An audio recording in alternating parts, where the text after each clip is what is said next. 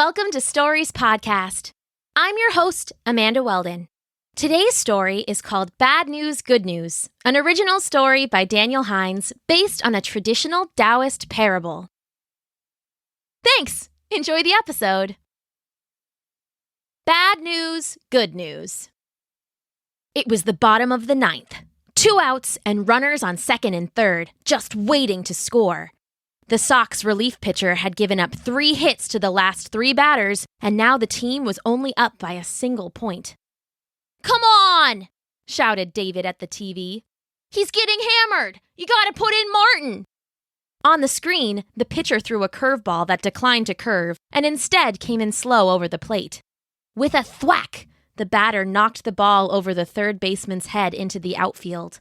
The left fielder caught it on one bounce and fired it to home plate. The runner on third stopped short and was forced to retreat, but now it was bases loaded. Any hit would lose the Sox the game. "Finally!" said David as the coach came onto the field and pulled the pitcher. The crowd started chanting for Martin, and sure enough, the old pro came jogging out of the bullpen with a smile and wave. "Who is this Martin they're all yelling about?" asked Auntie Ling. David rolled his eyes. His aunt, who was actually his great-aunt on his dad's side, had been living with them for a year now since she moved from China, and she still didn't know the first thing about baseball. David, on the other hand, had always lived just miles from the park and never missed a game if he could help it. "Andrew Martin is only the best closer to ever play the game," said David. "He throws a pitch called the knuckleball. It's basically impossible to hit." On the TV, Martin took the mound. He threw a fluttering pitch and the batter whiffed. 2 more just like it and the Sox had won the game. "You see? He's the best." "He's very good," agreed Auntie Ling. "There's a baseball camp for pitchers this summer at the park. I'm going, and I'm going to be the next Andrew Martin knuckleballer." "Very good, honey. Now would you slide over the coffee table for me? It's time to meditate." Sighing, David moved the furniture. Later that evening, he was in the backyard practicing his pitching. His father had set him up a springy net that sent the balls back to him. It even had a strike zone painted in the center. "David Zing, greatest pitcher in the history of the world, has 2 outs in the bottom of the ninth, World Series Game 7, David narrated to himself. 3 balls, 2 strikes. It all comes down to this. Here's the windup and the pitch." David stepped and threw. The ball zoomed across the yard and hit the bottom corner of the strike zone. "Strike 3! Sox win! Sox win! The crowd goes wild! Yeah!" "Nice arm," said his dad, coming out the back door. "With a cannon like that, you don't even need a baseball camp."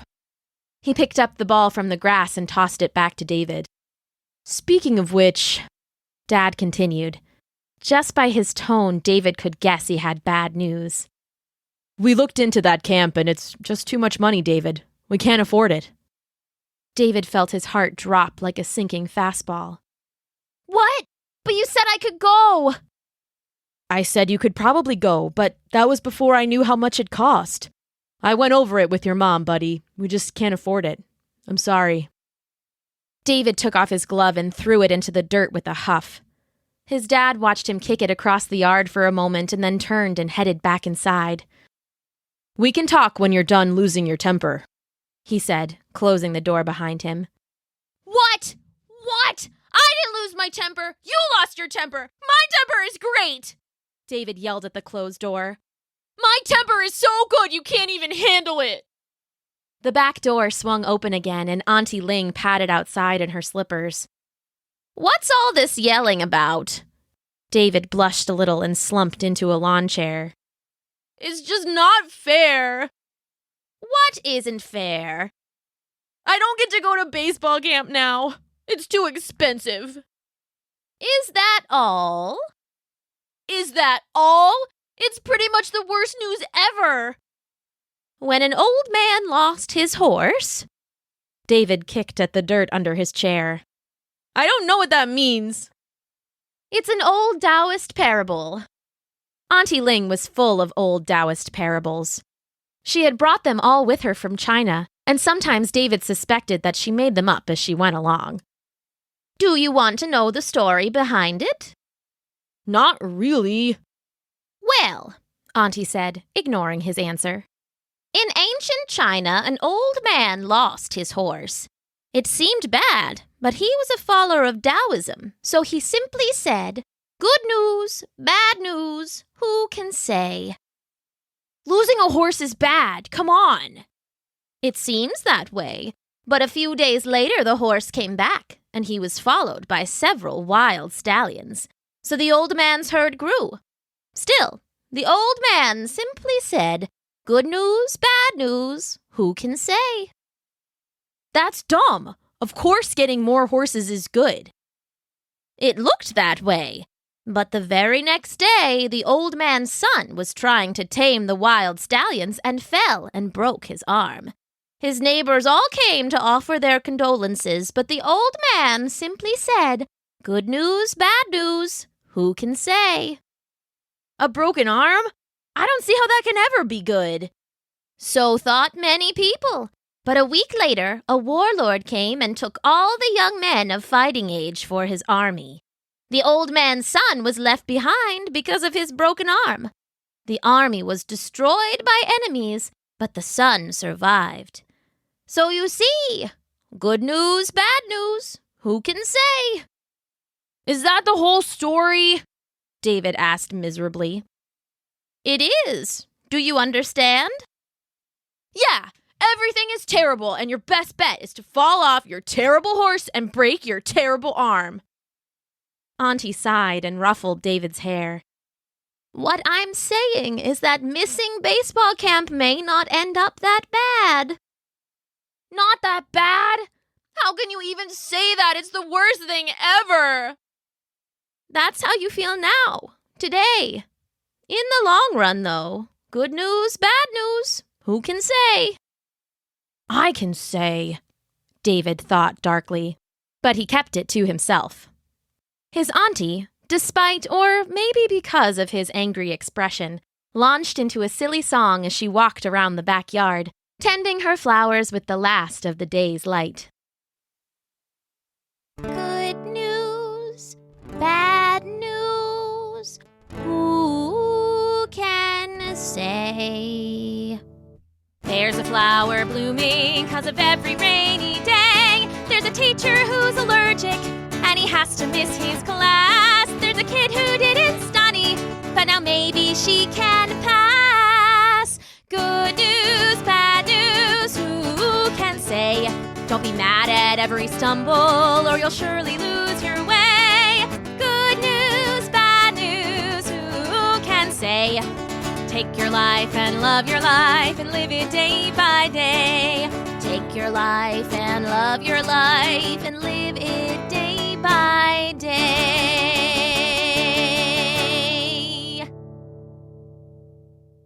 David left her singing and went to bed early.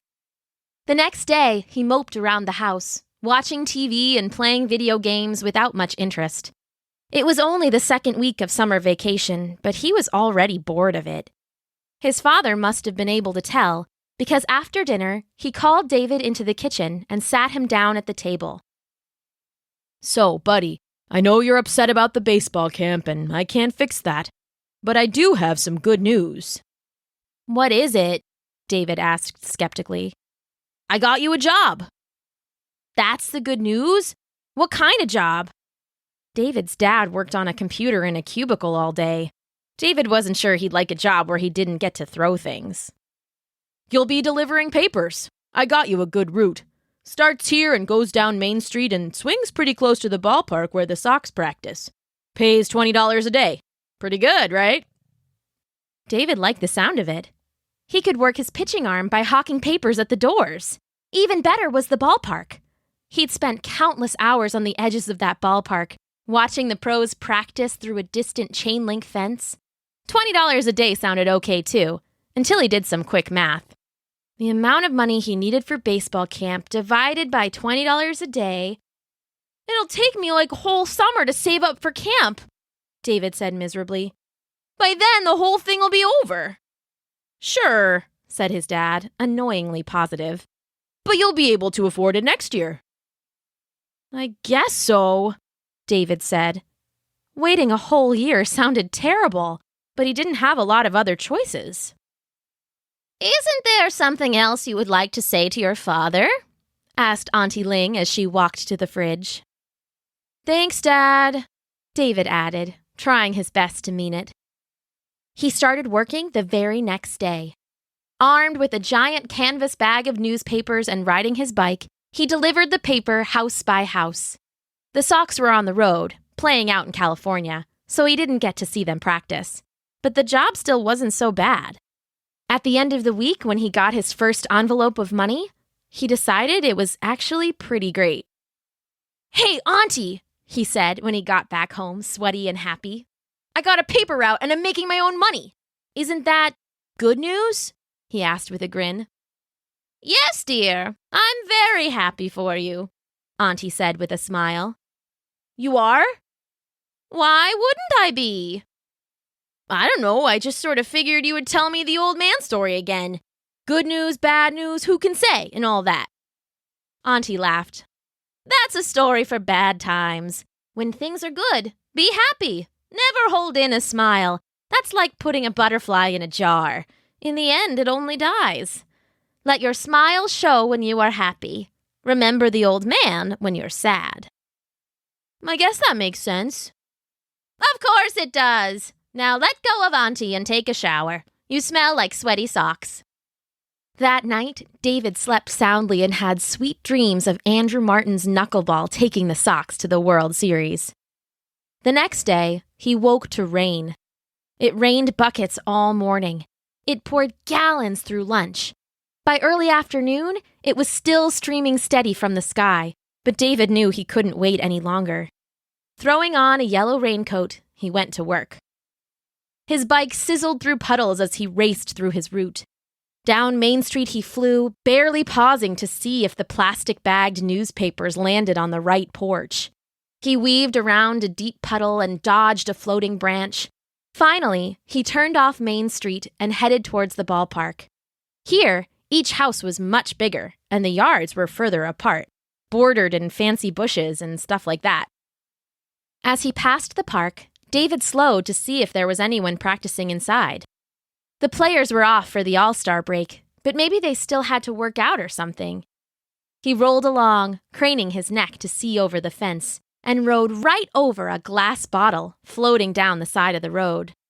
It burst with a tinkling crash and ripped David's front tire to shreds. The bike rattled and jerked violently, and he spilled into the puddles alongside of the road, rolling to a stop on one of the beautifully kept lawns that bordered the ballpark. David sat up and winced. Both his knees were skinned and red, and so was his left elbow. He was also soaked from head to toe. Overall, not too bad, but his bike was a lot worse off. The front wheel had no tire left, and the metal rim was bent. It was probably ruined. Stupid thing. With an angry little yell, David stood up and kicked his bike, grinding it into the dirt. He'd probably have to buy a whole new bike now. He'd probably have to spend all the money he made. He'd probably be better off just quitting the whole thing right here and now. It was just terrible. Did anyone ever have such bad luck? For some reason, he thought of his Auntie Ling and her story. What would she say if she could see him now? David was embarrassed just by the thought. She would probably laugh at him and tell him that good news, bad news, who could say? Who could say? Said David, drawing a deep breath. It seems bad now, he thought, but what had Auntie sung again? Don't be mad at every stumble or you'll surely lose your way, he said, and felt himself relax. He picked his bike up from the dirt and brushed it off. Now that he was calm, he could see the rim was bent, but his dad could probably show him how to fix it. After that, all he'd need was a cheap tire from the department store. With a smile, David realized it was no longer raining. He'd have to wheel his bike the rest of the way home, but at least he wouldn't have to get poured on while he did it. A little further down the road, there was a house set far back from the street. Rather than wheel his bike all the way down the driveway, David dropped it onto the grass and took a newspaper from his bag. "It's David Singh on the mound," he said, sliding into his pitching stance. "Here's the windup and the pitch." David threw the paper like a fastball.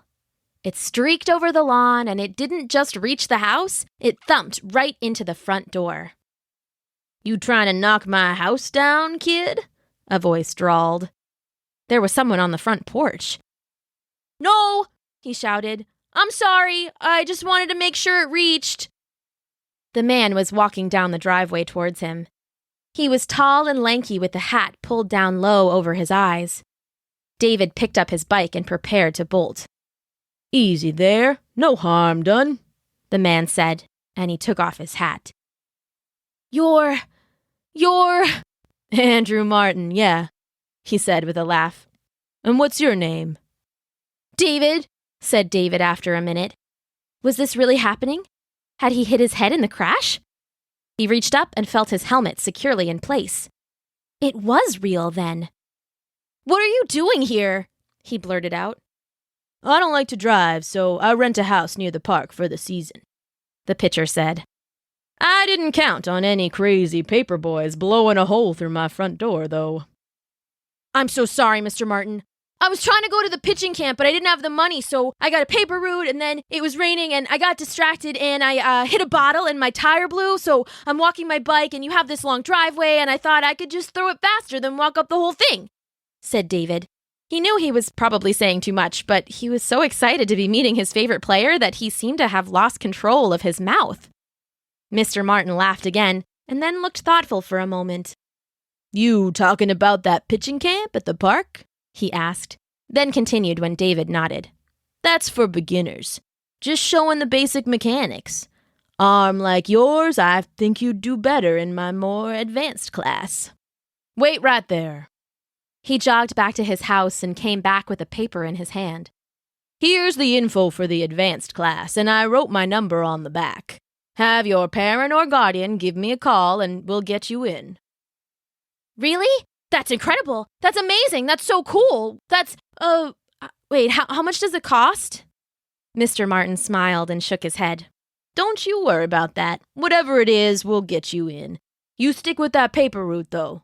Good job for a kid your age. I used to do it myself back in the day." "For real?" "For real. How do you think I got so good?" A few minutes later, David was walking his bike home, paper clutched in one fist like it was something precious, which, to David at least, it was. Smiling widely, David found himself thinking about his auntie. What had she said about happiness? Let your smile show? Well, David let his smile show so big that his cheeks were hurting. It was a good kind of hurt, though, like from laughing too long or loud. He couldn't wait to tell his auntie all about it. The end.